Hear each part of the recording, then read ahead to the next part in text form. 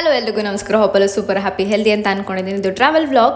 So ಪಾಂಡಿಚೇರಿಗೆ 7 o'clockಗೆ reach ಆಗಿದ್ದಾಯಿತು. ಸೊ ಅಲ್ಲಿಂದ ಆಟೋನ ಬುಕ್ ಮಾಡ್ಕೊಂಡು ರೂಮ್ ಕಡೆ ಹೊರಡಬೇಕಾಗಿತ್ತು. 1 kilometerಗೆ ಅಲ್ಲೆಲ್ಲ ಆಟೋ ಡ್ರೈವರ್ಸ್ 100 rupees ಚಾರ್ಜ್ ಮಾಡ್ತಾರೆ. 200 ಹೇಳ್ತಾ ಇದ್ರು. ಮತ್ತೆ ಸ್ವಲ್ಪ ಮುಂದೆ ಬಂದು ಬೇರೆ ಆಟೋ ಡ್ರೈವರ್ ಸಿಕ್ಕರು. 130 rupees ಕೊಟ್ಬಿಟ್ಟು ರೂಮ್ನ ಚೆಕ್ ಇನ್ ಮಾಡಿದಾಯಿತು. ಬೇಗ ಚೆಕ್ ಇನ್ ಮಾಡೋಕೋಣ 1000 rupees ಎಕ್ಸ್ಟ್ರಾ ಕೊಟ್ಟು ರೂಮ್ಗೆ ಹೋಗಿ ಫ್ರೆಶ್ ಅಪ್ ಆಗಿ ಬಿಸಿ ಬಿಸಿ ಕಾಫಿನಲ್ಲೇ ತರಿಸ್ಕೊಂಡು ಕುಡ್ದಿದ್ದಾಯಿತು. ಅಲ್ಲಿರೋ ಸೆಕ್ಯೂರಿಟಿ ಗಾರ್ಡಿಗೆ ಹೇಳಿದಕ್ಕೆ ನಮಗೆ ಸ್ಕೂಟಿನ ತರಿಸ್ಕೊಟ್ರು. ಬಸ್ ಸ್ಟಾಪಲ್ಲಿ ನೀವೇನಾದ್ರು ಕೇಳಿದ್ರೆ 500 rupees ಮಿನಿಮಮ್ ತಗೋತಾರೆ. ಬಟ್ ನಾವಿಲ್ಲಿ 400 rupees ಕೊಟ್ಟು 2 days ಅಂತ ಬುಕ್ ಮಾಡ್ಕೊಂಡಿದ್ದಾಯಿತು. ದೆನ್ ಅದಾದಮೇಲೆ ಇಂಡಿಯನ್ ಕಾಫಿ ಹೌಸ್ಗೆ ಹೋದ್ವಿ. ಫ್ರೆಂಚ್ ಟೋಸ್ಟು ಮತ್ತು ಆಮ್ಲೆಟ್ ಎಲ್ಲ ತೊಗೊಂಡು ತಿಂದಿದ್ದಾಯಿತು. ಚೆನ್ನಾಗಿತ್ತು. And breakfast is the best place ಅಂತಲೂ ಹೇಳ್ಬೋದು. ನೆಕ್ಸ್ಟ್ ಬಂದು ರಾಕ್ ಬೀಚು.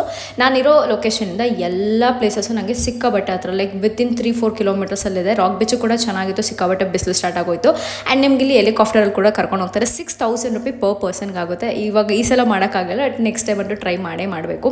ನೆಕ್ಸ್ಟ್ ನಾನು ಹೋಗಿದ್ದು ಮರೀನಾ ಬೀಚ್ಗೆ. ಮರೀನಾ ಬೀಚ್ ಹತ್ರನೂ ಅಷ್ಟೇ ಸಿಮಿಲರ್ ಟು ರಾಕ್ ಬೀಚ್ ಅಂತಲೇ ಹೇಳ್ಬೋದು. ಆ್ಯಂಡ್ ಒಳಗಡೆ ನಿಮಗೆ ಸಾಕಷ್ಟು ಶಾಪ್ಸ್ ಇರುತ್ತೆ. ಶಾಪಿಂಗ್ ಮಾಡೋಕ್ಕೆ, ಊಟಕ್ಕೆ, ತಿಂಡಿಗೆ ಎಲ್ಲನೂ ಅವೈಲೇಬಲ್ ಇರುತ್ತೆ. ಇಲ್ಲಿ ಬಂದರೆ ನಿಮ್ಗೆ ಯಾವುದಕ್ಕೂ ಕಡಿಮೆ ಇರಲ್ಲ. ಸೊ ಅಲ್ಲೂ ಕೂಡ ಚಿಲ್ ಮಾಡ್ಬೋದು. ಸ್ವಲ್ಪ ಬಿಸಿಲಿರೋ ಕಾರಣ ಸ್ವಲ್ಪ ಕಷ್ಟ ಆಗುತ್ತೆ, ಬಟ್ ಅಷ್ಟೊಂದಿಲ್ಲ ಅಂತಲೂ ಹೇಳ್ಬೋದು. ನೆಕ್ಸ್ಟ್ ಅದಾದಮೇಲೆ ಅಲ್ಲೇ ಒಬ್ಬರು ಶಾಪಿಂಗ್ ಎಲ್ಲ ಮಾಡ್ಕೊಂಬಂದೆ. ಇವ್ರಿಗೆ ನ್ಯಾಷನಲ್ ಅವಾರ್ಡ್ಸ್ ಎಲ್ಲ ಸಿಕ್ಕಿದೆ. ಸೊ ದಟ್ ಅವರೇ ಕೈಯಿಂದ ಇದೆಲ್ಲ ಪ್ರಿಪೇರ್ ಮಾಡಿರೋದು, ಇಯರಿಂಗ್ಸ್ ಆಗಿರ್ಬೋದು, ಬೇರೆ ಬೇರೆ ಜ್ಯುವೆಲರೀಸ್ ಎಲ್ಲ ಹೇಳ್ಬಿಟ್ಟು. ಆ್ಯಂಡ್ ದೆನ್ ನಾನು ಊಟಕ್ಕೆ ಅಂತ ನೋಡ್ತಾ ಇದ್ದೆ, ಅಥವಾ ಸ್ವಲ್ಪ ಚಿಲ್ ಮಾಡೋಣ ಅಂತ ಯೋಚನೆ ಮಾಡ್ತಾ ಇರ್ಬೇಕಾದ್ರೆ ಈ ಒಂದು ಪ್ಲೇಸ್ ನನಗೆ ಸಜೆಷನ್ಸಲ್ಲಿ ಬಂದು ಅಲ್ಲೂ ಹೋಗಿ ಬೀಚ್ ಪಕ್ಕದಲ್ಲಿ ಕುತ್ಕೊಂಡು ತಿನ್ನೋದಿದೆಯಲ್ಲ, ಅದಂತೂ ನೆಕ್ಸ್ಟ್ ಲೆವೆಲಲ್ಲಿರುತ್ತೆ.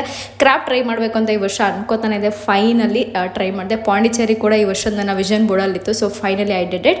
ಲಾಸ್ಟಲ್ಲಿ ಪಾರ್ಟಿಗೆ ಈ ಥರ ರೆಡಿಯಾಗಿ ಹೋಗಿ ಮುಗಿಸ್ಕೊಂಬಂದಿದ್ದಾಯಿತು. ದಟ್ಸ್